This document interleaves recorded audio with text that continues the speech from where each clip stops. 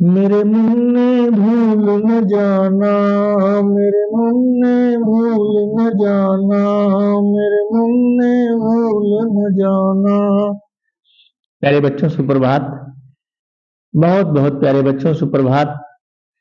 जो आपका जो हमारे इंटर के परीक्षार्थी साहित्यिक हिंदी के हैं प्यारे बच्चों, बिल्कुल वीडियो को स्किप मत करिएगा, लाइन पर बने रहिएगा। आज मैं जो आपको सॉल्व दे दूंगा ना, शायद ही इस यूट्यूब चैनल पर कोई दे पाए प्यारे बच्चों। तो जो आपका पेपर हुआ है प्यारे बच्चों, लहरों के राजहंस, समय है प्यारे बच्चों 3 घंटा 15 मिनट। यह आपको पहले से ही ऑलरेडी जानकारी है। जो ऑब्जेक्टिव 10 प्रश्न है आपके, मैं उसको सॉल्व करा रहा हूं प्यारे बच्चों। एक एक प्रश्न का मैं बिल्कुल आपको व्याख्या दूंगा, लेकिन वीडियो को स्किप मत करिएगा प्यारे बच्चों।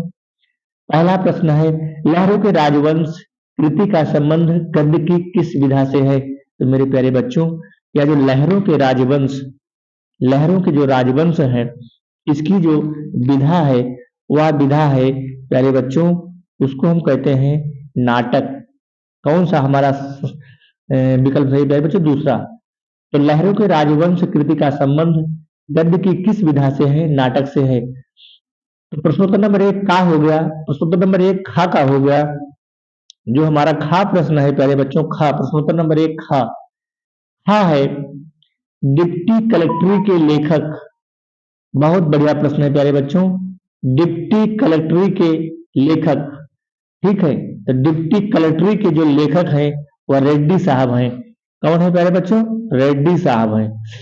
और अगला हमारा है खड़ी बोली, खड़ी बोली की प्रथम गद्य रचना किसे माना जाता है? तो प्यारे बच्चों इसमें हो जाएगा छंद, चंद छंद वर्णन की महिमा, ठीक है। और जो प्रिय प्रवास है या हरियोद्ध का महाकाव्य है, कामायनी प्रसाद का महाकाव्य है, और श्री रामचरितमानस तुलसी का महाकाव्य है।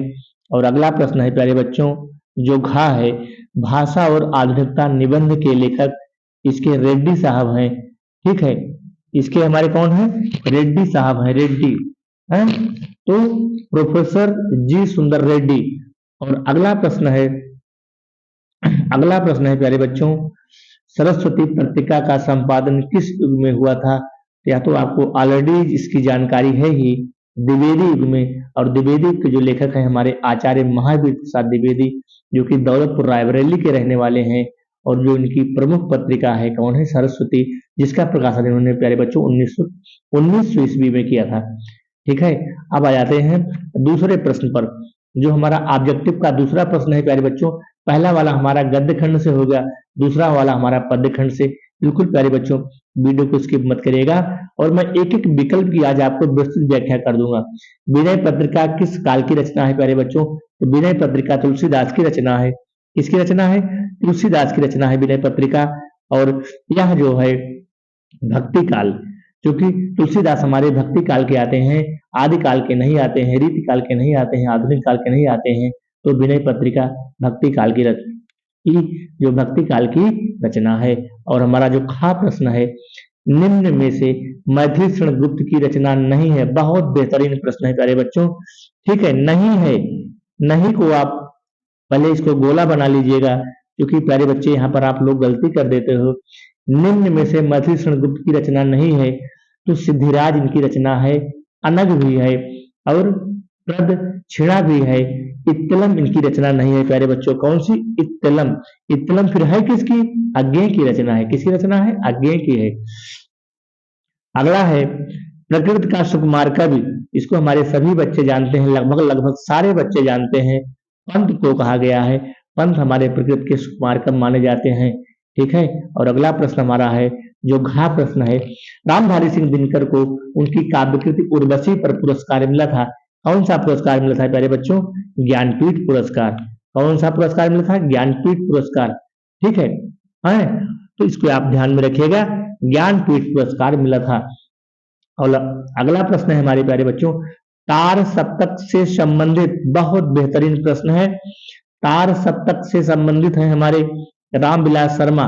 तार सप्तक, सप्तक का मतलब होता है प्यारे बच्चों सात, सात कवियों का समूह। नोट कर लीजिए इसको।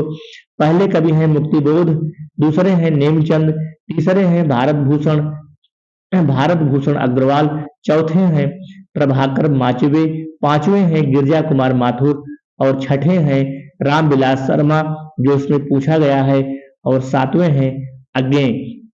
प्यारे बच्चों, इन 7 कवियों का नाम याद कर लीजिएगा।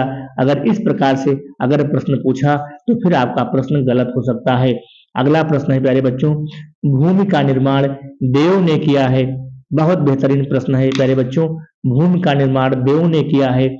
यह जो रचना है प्यारे बच्चों, यह जो रचना है यह है वासुदेव शरण अग्रवाल की। किसकी रचना है प्यारे बच्चों? वासुदेव शरण अग्रवाल की रचना है। भूमि का निर्माण किसने किया है? भूमि का निर्माण जो किया है वासुदेव शरण अग्रवाल, और यह उनका जो पाठ का नाम है राष्ट्र का स्वरूप। ठीक है, तो राष्ट्र का स्वरूप इस प्रकार से प्यारे बच्चों आपको इस प्रश्न का उत्तर आपको लिखना है, इसको आप ध्यान रखिएगा। ठीक है, कौन सा प्रश्न है जो मैंने आपको बता दिया, ये राष्ट्र का स्वरूप है। ठीक है, ये जो प्रश्न है प्यारे बच्चों ये राष्ट्र का स्वरूप से है। भूमि का निर्माण देव ने किया है, वह अनंत काल से है। वासुदेव शरण अग्रवाल और राष्ट्र का स्वरूप तो प्रस्तुत गद्यांश हमारी पाठ्य पुस्तक हिंदी के राष्ट्र का स्वरूप नामक पाठ से अवतरित है। और प्यारे बच्चों इस प्रकार से आपको गद्यांश के यहाँ जो ये पूछा है गद्यांश के पाठ का शीर्षक, लेखक का नाम लिखना है और रेखांकित अंशों की व्याख्या आपको कर देनी है। ठीक है, यह भी आप कर सकते हैं। और भूमि का निर्माण किसने किया है? तो भूमि का निर्माण देव ने किया है। राष्ट्र भूमि के प्रति हमारा आवश्यक कर्तव्य क्या है? राष्ट्र भूमि के प्रति हमारा आवश्यक जो कर्तव्य है, क्योंकि हम बिल्कुल अपने राष्ट्र के प्रति जो हमारा मौलिक कर्तव्य है उसको हमको करना है। और अगला है हमारा पार्थिव और आदोपांत शब्दों का अर्थ। प्यारे बच्चों, पार्थिव का अर्थ होता है पृथ्वी संबंधी। पृथ्वी संबंधी नोट कर लीजिएगा, पार्थिव का मतलब होता है पृथ्वी संबंधी, यानी कि सांसारिक और नष्टवान। और आद्योपांत का मतलब होता है, आद्योपांत का मतलब होता है आदि से अनंत तक, आदि से अनंत तक। तो इसको प्यारे बच्चों नोट कर लीजिएगा। ठीक है, और ये जो अगला दिया है यह भी इसी पाठ से है, जो पेपर छापने वाले ने बेवकूफी किया है यहाँ पर, क्योंकि इसको दूसरे पाठ से देना था। बोर्ड में ऐसा नहीं होगा प्यारे बच्चों। यह भी राष्ट्र का स्वरूप और वासुदेव शरण अग्रवाल है, लेकिन बोर्ड के पेपर में प्यारे बच्चों ऐसा नहीं होगा। वह जो अथवा का प्रश्न होगा आपका दूसरे लेसन से होगा। तो प्यारे बच्चों इसको भी आपको इसी प्रकार से सॉल्व कर लेना है। अगले हम आ जाते हैं, माता न कुमाता पुत्र कुपुत्र भले ही है। बहुत बेहतरीन प्रश्न है प्यारे बच्चों। मैथिली शरण गुप्त किसकी रचना है? मैथिली शरण गुप्त है, इसको आप नोट कर लीजिएगा। मैथिली शरण गुप्त ठीक उसी प्रकार से जैसे गद्य का था उसी प्रकार से नरदेही शब्द का अर्थ यहाँ पूछा है। नर माने होता है मनुष्य, यानी कि मनुष्य के शरीर को धारण करने वाला नरदेही, अभी तक क्या कहते। और ये जो अथवा वाला क्वेश्चन है प्यारे बच्चों यह है किससे? प्रसाद। ठीक है, यह प्रसाद से है। ठीक है, यह प्रसाद से है। इसको भी आपको पढ़ करके प्यारे बच्चों इसी प्रकार से आंसर देना है। और जो 5वां प्रश्न है वह है, ठीक है, वह है तुम्हारे गद्य से। इन तीनों में से जो अब्दुल कलाम है, रेड्डी हैं और वासुदेव शरण अग्रवाल हैं, ठीक है, इनको प्यारे बच्चों आपको पढ़ करके इनमें से किसी एक का आपको साहित्यिक परिचय लिखना है। ठीक है, किस क्या लिखना है? साहित्यिक परिचय। ध्यान रखना, साहित्यिक परिचय लिखना है। ठीक है, तो प्यारे बच्चों बिल्कुल आप लाइन पर बने रहिएगा। मैं एक एक चीज आपको आज समझा दूंगा कि किस प्रकार से आपको प्रश्न, और ये वाला जो प्रश्न है प्यारे बच्चों यह पद्य से है। यहाँ भी मैथिली शरण गुप्त या प्रसाद या अयोध्या सिंह उपाध्याय, इन तीनों में से किसी एक कवि को ही आपको साहित्यिक परिचय लिखना है। और अगला प्रश्न है प्यारे बच्चों जो 6वां है, पंचलाइट अथवा बहादुर कहानी, इनमें से किसी एक का आपको 80 शब्दों में लिखना है। कितने शब्दों में? 80 शब्दों में, यानी कि 1 से 1.5 पेज में, बस 1.5 पेज से ज्यादा बिल्कुल मत लिखना है प्यारे बच्चों। और अगला है सत्य की जीत खंड काव्य की कथा वस्तु, या तो फिर इसको लिखना है या फिर खंड काव्य कथा वस्तु की घटनाओं के शब्दों को। प्यारे बच्चों जो सत्य की जीत है या लगभग 6 से 7 जिलों में चलती है, जो हमारा प्रतापगढ़ डिस्ट्रिक्ट है, यहाँ हमारा सत्य का जीत है। तो जो भी हमारे बच्चे इस वीडियो को देख रहे हैं अपने अपने जिला के अनुसार इनमें से आपको एक प्रश्न का आंसर आपको देना है। और 8वां प्रश्न है संस्कृत साहित्य, ठीक है, क्या है संस्कृत साहित्य आदि कवि वाल्मीकि, या जो आपको लिखना है प्यारे बच्चों, या जो है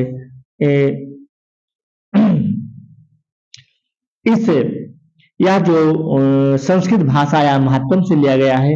प्यारे बच्चों आपको जिस प्रकार से गद्य में आपने संदर्भ लिखा था ठीक उसी प्रकार से यहाँ भी संदर्भ को आपको लिखना है। तो जो पहला वाला 8 का है प्यारे बच्चों, ये संस्कृत भाषा या महत्वम से लिया गया है। इसको आपको 7 नंबर का है। बिल्कुल प्यारे बच्चों आपको संदर्भ लिखना है और इसकी आपको व्याख्या कर देनी है। और जो अथवा का प्रश्न है प्यारे बच्चों, यह लिया गया है, यह जो लिया गया है यह है जातक कथा से है। कहाँ से है? जातक कथा से नहीं है प्यारे बच्चों, सॉरी, यहाँ से जो महर्षि दयानंद से है। प्यारे बच्चों इसको आप नोट कर लीजिएगा, यहाँ थोड़ा सा त्रुटि हो गई थी। अयम खोचड़ वर्ष देशीय, या कहाँ से लिया गया है? दयानंद से लिया गया है, ठीक है, दयानंद से लिया गया है। और ये जो खा प्रश्न है, चूंकि ये गद्य का होगा, एक यहाँ एक गद्य का पूछेगा, एक आपको गद्य में से देना है और एक आप पद्य में से देना है। ना में रोचते भद्रम, ठीक है, यह प्यारे बच्चों है कहाँ से? जातक कथा से है। कहाँ से है? जातक कथा से है, ठीक है, ये वाला जातक कथा से हो गया। और जो अथवा में दिया गया है ये आपका हो गया सुभाषित वृत्तांत से प्यारे बच्चों। और जो 9वां प्रश्न है इसको भी आपको पढ़ करके इसका भी आपको आंसर देना है। अगला हमारा हो गया, अब हम अगले पर आ जाते हैं। ये वाला प्रश्न प्रश्नोत्तर नंबर 10 प्यारे बच्चों, इसमें से आपको शांत अथवा करुण रस की परिभाषा देना है। और यहाँ पर सुंदरी अथवा कुंडलिया रस का लक्षण लिखना है। यहाँ पर श्लेष अथवा अन्वय अलंकार की परिभाषा से एग्जाम्पल। और जो हमारा 11वां प्रश्न है, निम्नलिखित में से किसी एक भाषा पर शैली पर आपको क्या लिखना है? निबंध लिखना है।